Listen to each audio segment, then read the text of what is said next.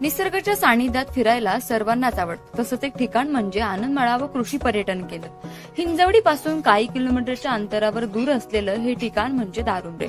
इथे नैसर्गिक शेती, ग्रामीण संस्कृती व आपल्या गावाचा अनुभव देणारं वातावरण इथे पाहायला मिळतं.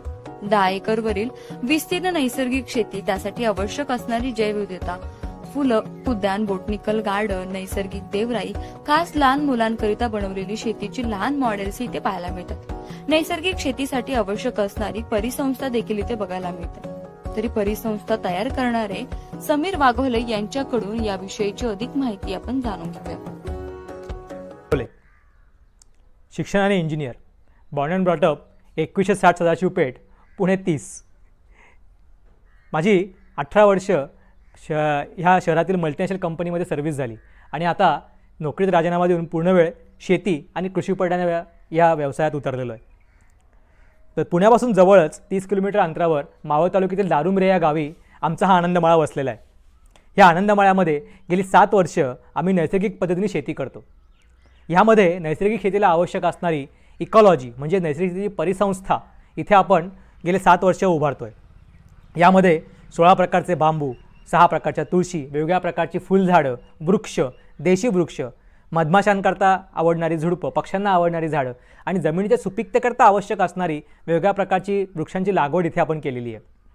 त्याचबरोबर इथे आपण 55 ते 60 वेगवेगळ्या प्रकारच्या पिकांची इथे शेती करतो आणि हे सगळं जो शेतमाल आहे तो आपण आपल्या स्वतःच्या आनंदमाळा या ब्रँडच्या अंतर्गत विक्री होते. ही विक्री डायरेक्टली शहरातल्या ग्राहकांना होते. त्यामुळे शेतीच्या उत्पन्नाचा खरा जे मूल्य आहे ते आम्हाला मिळण्यामध्ये मदत होते आणि आमची शेती जी आहे ती शाश्वत होण्यामध्ये ह्या डिस्ट्रीब्युशन सिस्टीममुळे मदत होते. त्याचबरोबर ही सगळी परिसंस्था बघण्याकरता आणि ह्याचा निसर्गाचा अनुभव घेण्याकरता आम्ही इथे लोकांना आमंत्रित करतो. त्यातूनच आमच्या आनंदमाळ कृषी पर्यटनाची 2018 साली स्थापना झाली. आमच्या कृषी पर्यटनाचा मुख्य उद्देश हा लोकांना नैसर्गिक शेतीची समज, त्याचबरोबर आपण आज काय खातोय आणि काय खायला हवं ह्याचा फरक कळवणं, त्याचबरोबर एक दिवस ह्या पूर्ण नैसर्गिक वातावरणामध्ये, पारंपरिक वातावरणामध्ये घालवणं, त्याचबरोबर चुलीवरचं खमंग असं रुचकर जेवण आणि ह्या नैसर्गिक शेतीच्या भाजीपाल्याचा आस्वाद देणं हा आहे. इथे लोक येऊन ह्या निसर्गाचा अभ्यास करतात, निसर्गामध्ये रममाण होतात आणि आपण शेती म्हणजे काय हे लोकांना, नैसर्गिक शेती म्हणजे काय हे लोकांना समजून देण्याचा इथे प्रयत्न करतो. त्याचबरोबर लहान मुलांकरता इथे आपण निसर्ग शाळा हा उपक्रम इथे सुरू केलेला आहे.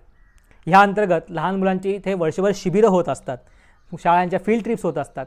त्याचबरोबर गुरुकुल आणि होमस्कूलिंग हे जे अभ्यासक्रम आहेत की ज्यांना निसर्ग आणि शेती हे केंद्रस्थानी ठेवून मुलांना घडवायचं आहे, अशा लोकांना, अशा शाळांना आपण ही आपली फॅसिलिटी वर्षभराकरता एक शेतीची अभ्यासशाळा म्हणून इथे प्रोव्हाइड करत असतो. अशा प्रकारे लहान मुलांना आपल्या ताटातलं अन्न नक्की येतं कुठून आणि ते येण्याकरता या शेतामध्ये काय कष्ट घ्यायला लागतात ह्याची जाणीव आपण इथे करून देतो. अशा प्रकारे स्वतः विषमुक्त अन्न पिकवणं, स्वतः त्या विकणं आणि त्याबरोबर एक शेतीला जोडधंदा म्हणून कृषी पर्यटन असा आनंदमाळ्याचा शाश्वत शेतीचा प्रवास गेले 7 वर्ष आपण इथे करत आहोत. मुख्यतः शेतीची आवड असणारे, त्याचबरोबर ज्यांना शेती करायची असे युवक ही ह्या आनंदमाळ्याला एक शेतीचं मॉडेल म्हणून बघण्याकरता इथे भेट देतात. त्याचबरोबर लहान मुलांना वेगवेगळ्या प्रकारच्या भाजीपाल्यांची, धान्यांची शेती करण्याचा अनुभव आपण देतो. इथे भात लावणी फेस्टिवल, भात कापणी फेस्टिवल इथे आपण घेत असतो. त्याचबरोबर वेगवेगळ्या प्रकारचे भाजीपाला, गव्हाची मळणी, ज्वारीची मळणी, त्याचबरोबर वेगवेगळ्या प्रकारचे महोत्सव इथे आपण अरेंज करत असतो. यामध्ये रानभाजी महोत्सव, मिलेट महोत्सव असे आपण वर्षभर इथे कार्यक्रम घेत असतो. पूर्ण 10 एकराचा परिसर आहे. यामध्ये आपण 55 ते 60 वेगवेगळ्या प्रकारच्या पिकांची इथे शेती करतो आणि नैसर्गिक शेतीला आवश्यक असणारी परिसंस्था इथे आपण उभारलेली आहे. ह्याला लागूनच एक सुंदर ओढा आणि देवराई आहे, त्याचीही सफर आपण पर्यटकांना करवतो. यातून निसर्गाची एक वेगळी ओळख या पर्यटकांना होते. इथे असणारा निसर्ग अबाधित ठेवून यातून लोकांना निसर्गाबद्दलची जाणीव, निसर्गाबद्दलची ओढ कशी निर्माण करता येईल हाच आमचा इथे प्रयत्न आहे.